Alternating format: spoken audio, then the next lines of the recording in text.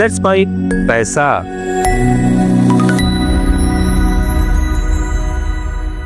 नमस्ते दोस्तों, एक बात मैं आपसे पूछना चाहूंगा कि जब हम खाना खाते हैं, जब आप खाना खाते हैं तो थाली में क्या क्या रखते हैं? रोटी रखते हैं, दाल रखते हैं, सब्जी रखते हैं, सलाद भी रखते हैं, थोड़ा सा कर्ड या दही भी रखते हैं और साथ में थोड़ी सी मिठाई भी रखते हैं। सही बोला ना मैंने आपको? तो दोस्तों, खाने की थाली में हर चीज का बैलेंस बनाते हैं।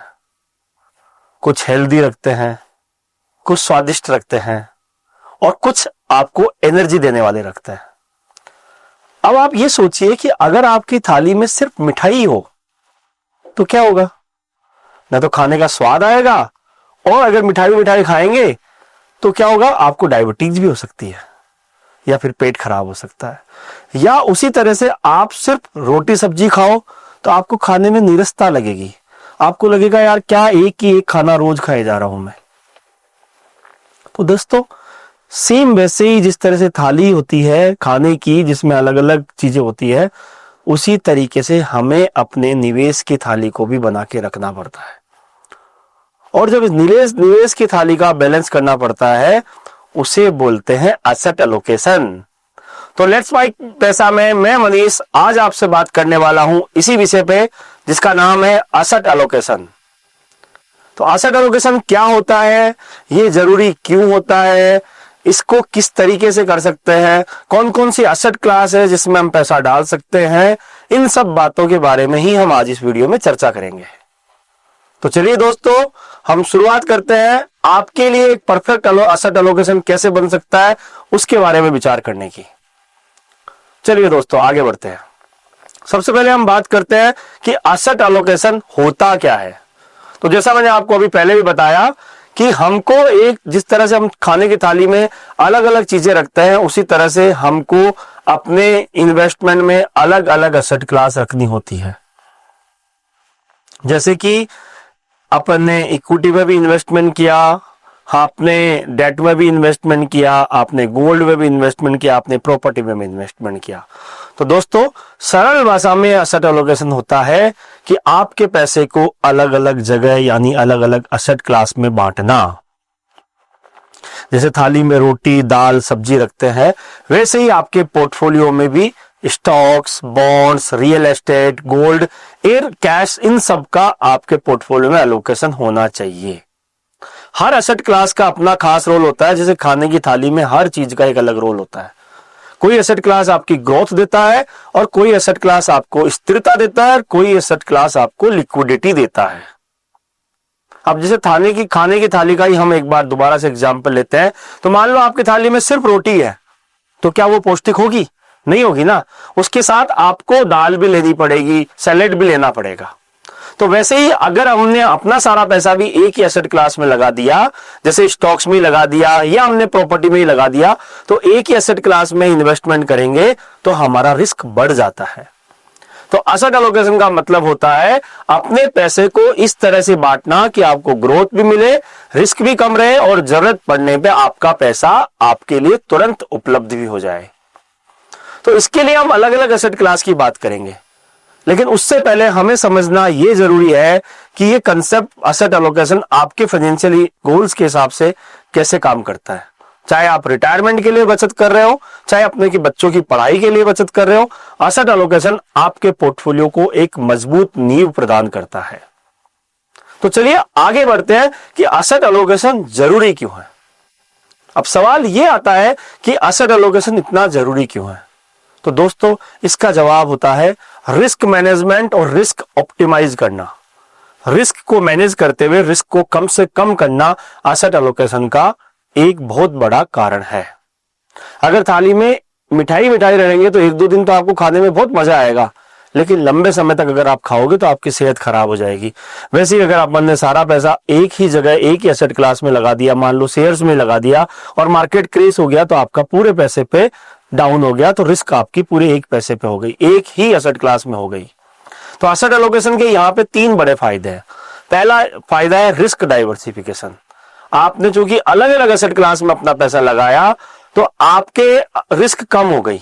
मान लो आपने स्टॉक में पैसा लगाया, बॉन्ड में भी लगाया, गोल्ड में भी लगाया, और स्टॉक डाउन हो रहे हैं तो आपके बॉन्ड और गोल्ड से आपके पोर्टफोलियो को रिटर्न आ रहे हैं, तो डाइवर्सिफिकेशन आपका हो जाता है। स्थिर रिटर्न, एक बैलेंस पोर्टफोलियो अगर आप बनाते हैं तो मार्केट के कितने भी उतार चढ़ाव हो, आपको कहीं ना कहीं एक बैलेंस रिटर्न तो मिल ही जाता है। जैसे 2008 में मार्केट क्रेश हुआ और अगर आपने सिर्फ स्टॉक्स में लगाया होता तो आपका पूरा पैसा भी डाउन हो जाता, लेकिन अगर आपने चारों तरफ हर एसेट क्लास में इन्वेस्टमेंट किया है तो आपके पैसे को एक सुरक्षित बैलेंस रिटर्न मिले हैं। आपके फाइनेंशियल गोल हासिल करने के लिए भी एसेट एलोकेशन बहुत जरूरी होता है। जैसे आपको 2 साल के लिए, 2 साल के बाद कोई बड़ी गाड़ी खरीदनी है, 5 साल के बाद घर खरीदना है, या 20 साल के बाद रिटायरमेंट होना है, तो एसेट एलोकेशन करके आप अपने गोल्स के हिसाब से एसेट एलोकेशन करके अपने निवेश को कस्टमाइज कर सकते हो। अब एक रियल लाइफ का एग्जांपल लेते हैं कि मान लीजिए राहुल नाम का एक 30 साल का आईटी प्रोफेशनल है और उसका गोल है 10 साल में घर खरीदना। अब अपना पैसा वो सारा स्टॉक मार्केट में लगा देगा और अगर स्टॉक मार्केट टूट जाएगा तो उनका गोल है वो पूरा नहीं हो पाएगा। लेकिन अगर वो अपने पैसे को 60% इक्विटी में, 30% डेट में और 10% कैश में और गोल्ड में बांट देगा तो उनका पोर्टफोलियो थोड़ा सा अच्छा रहेगा, ज्यादा स्थिर रहेगा और उनका गोल आसानी से पूरा हो जाएगा। तो दोस्तों, एसेट एलोकेशन आपके निवेश की थाली को बैलेंस बनाता है, ना कि ज्यादा रिस्की और न ही ज्यादा बोरिंग। तो एसेट एलोकेशन के बाद में हम बात करते हैं कि एसेट क्लास कौन कौन सी है जहां पे एक निवेशक अपना पैसा निवेश कर सकता है। अब बात करते हैं एसेट एलोकेशन की। तो आपकी निवेश की थाली में ये अलग अलग डिशेज है जो उन हर का अपना स्वाद होता है, अपना फायदा होता है। तो चलिए एक एक करके अपन देखते हैं, हम लोग देखते हैं कि कौन कौन सी एसेट क्लास अवेलेबल है। सबसे पहले इक्विटी एसेट क्लास, स्टॉक्स। ये आपकी थाली की स्पाइसी डिश है, थोड़ी सी तीखी लेकिन स्वाद बढ़िया आता है। स्टॉक्स में निवेश का मतलब है कंपनियों के शेयर खरीदना। इनका रिटर्न हाई हो सकता है 8 से 12% सालाना का, लेकिन रिस्क भी ज्यादा होती है, स्पाइसी होती है।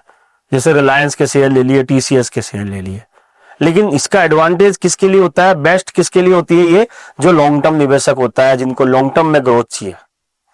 रिस्क होती है डेफिनेटली, मार्केट में उतार चढ़ाव का नुकसान हो सकता है। अब यहां पे आपको इस थाली के अंदर स्टॉक्स का भी कुछ पार्ट रखना है ताकि आपकी थाली में बैलेंस रहे। बॉन्ड्स, ये आपके थाली की दाल है, स्थिर और भरोसेमंद। बॉन्ड्स में आप सरकार या कंपनियों को लोन देते हैं और ब्याज कमाते हैं। रिटर्न मॉडरेट होता है, 5 से 7% रिस्क, लेकिन रिस्क भी कम होती है। ये किसके लिए बेस्ट होती है, जो परंपरागत निवेशक है, जिनको रिस्क कम लेनी होती है, उनके लिए ये बॉन्ड परफेक्ट है, और या फिर किसी को शॉर्ट टर्म गोल के लिए। अब बॉन्ड में भी रिस्क क्या होती है कि अगर ब्याज दरों में बदलाव हुआ तो आपने 2 साल के बाद एफडी के रिटर्न देखने जाओगे तो वो कम मिल सकते हैं आपको। कैश और कैश इक्विवेलेंट भी आपके एसेट क्लास है। यह आपकी थाली का सलाद है, सिंपल और हमेशा उपलब्ध। फिक्स डिपॉजिट, सेविंग अकाउंट या लिक्विड म्यूचुअल फंड में आप इस एसेट एलोकेशन कर सकते हो। सुरक्षित होता है, रिटर्न कम होता है, लेकिन लिक्विडिटी पूरी मिलती है आपको। कभी आपको इमरजेंसी फंड चाहिए या शॉर्ट टर्म की जरूरतों के लिए चाहिए तो आपको इस एसेट क्लास में जरूर जाना चाहिए। लेकिन यहां पे भी एक रिस्क होती है कि अगर आपने इसको लंबे समय के लिए रखा तो महंगाई से आपके पैसे की वैल्यू घटने लग जाती है। रियल एस्टेट, रियल एस्टेट आपकी थाली का हेवी डिश है, जैसे कि बिरयानी। प्रॉपर्टी में निवेश लॉन्ग टर्म में बहुत अच्छा रिटर्न दे सकता है, लेकिन लिक्विडिटी बहुत कम होती है, यानी पैसा आपका तुरंत निकालना मुश्किल हो जाता है।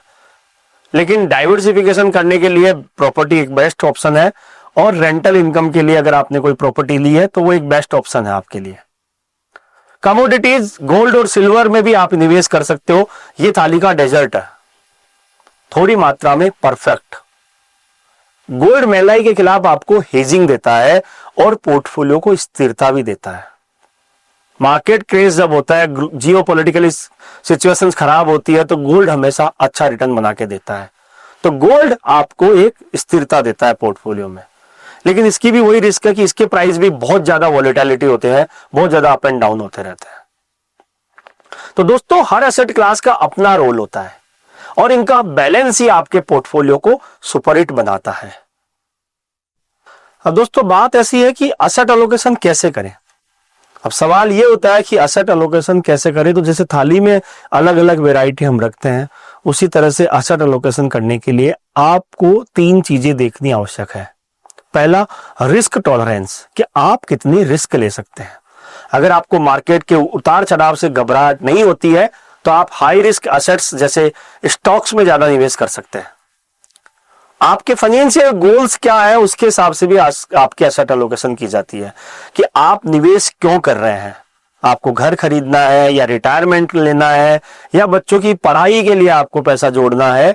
इन गोल्स के अकॉर्डिंगली आप अपना निवेश कीजिए। अगर आपका कोई शॉर्ट टर्म गोल्स है तो आपका निवेश बॉन्ड्स में और कैश में ज्यादा होगा, जबकि आपका लॉन्ग टर्म गोल है तो आपको स्टॉक्स में जाना चाहिए।